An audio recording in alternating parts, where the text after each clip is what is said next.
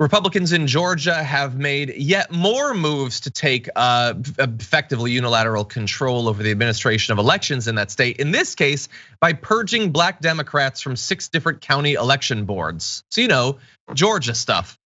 The restructurings, they're called, follow the state's passage of Senate Bill 202, which restricted ballot access statewide and allowed the Republican-controlled state election board to assume control of county boards it deems underperforming.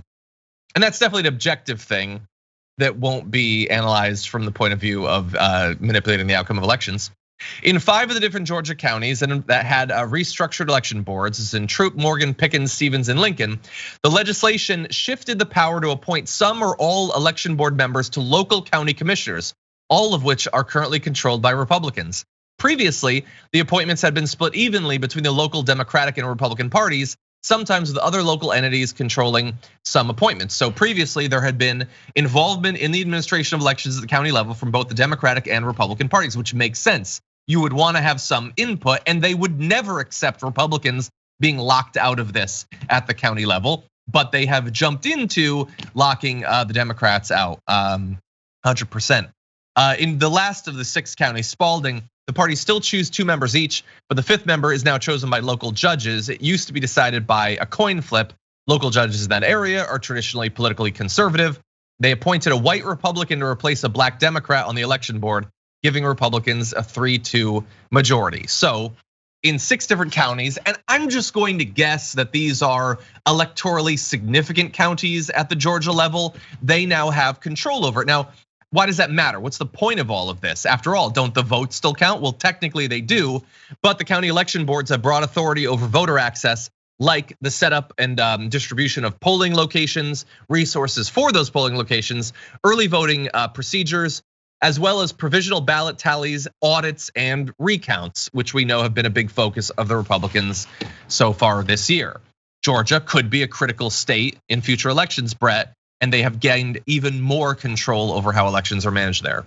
This is business as usual for the Republican Party. And previous to that, the Democratic Party, when every lever of, or every available behind the scenes horrible way of restricting democracy, a core American value, we've been told, has been used to keep people from voting if they want to vote for things like equal rights, equal representation, equal pay, equality.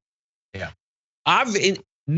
So why is this happening now? Well, you think of the 2 different kinds of Republicans in the wake of the 2020 election. You had the Trump type Republicans who were like, throw it out. I hate Democrats and equality. That was the Trump type. And there were the Republicans like Raffensperger who are like, listen, I hate Democrats and equality also, but we can't throw it out because we haven't changed the rules yet. Let me get after it and change the rules so I can cite the rules. Yeah. And then we can get rid of democracy. But what they don't tell you is the rule changes are just as detrimental to democracy as it would have been to just disregard the book completely. Yeah. This is what they've always already been doing. This is the kind of move that gets us a 6-3 Supreme Court. This is why in multiple states for the last 15 years, you've had more Democrats receive votes in state elections than Republicans, but you end up having more Republicans get into the office than Democrats. This is why, and then they come back at you with like, oh, this is a republic, not a democracy. Well, that republic that they've created has no trappings of democracy whatsoever. No spirit of it, no actuality of it. There is no democracy. That's what they're against.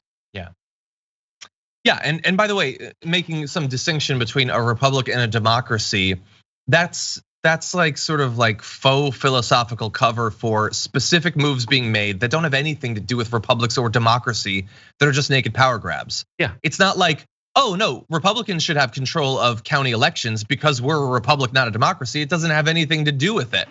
And by the way, I'm gonna say something, I've already said it. I will again say something pointless, which is they would never allow this in states where Democrats can write the rules. But again, it doesn't matter.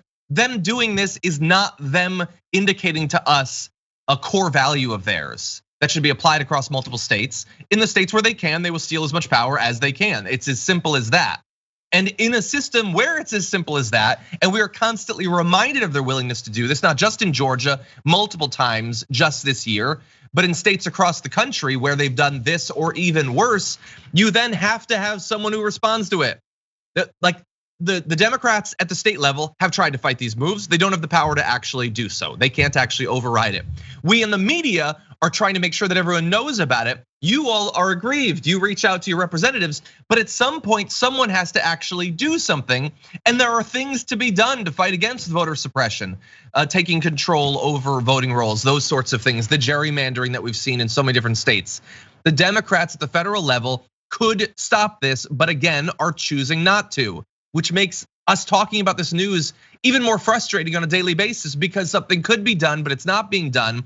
We know what the outcome will be, and nobody is stopping it. They are stealing democracy, and the Democrats are watching it and telling us we need to out-organize all of what we're seeing. Yeah. Any final thoughts, Brett? My final thoughts are that there should be a nonpartisan districting of states. That's the only thing that makes any sense, but none of the people in charge of the parties want anything to be nonpartisan. The only people who want a nonpartisan system are human beings like you and me, who are willing to say, like, I'm not on anyone's team. I just chose a party because I tend to agree with more of their stuff, but we just want it to be fair and most people to be represented. And they're not interested in that. They're interested in holding power. That's it.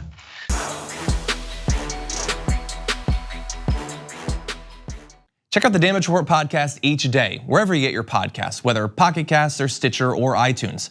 You can join me as I give you the news and stories you want, with a range of co-hosts and interview guests jumping in on the fun each day. Again, that's the Damage Report, wherever you get your podcasts. And if you get them at iTunes, don't forget to rate and review. Sometimes I'll read them live on the show.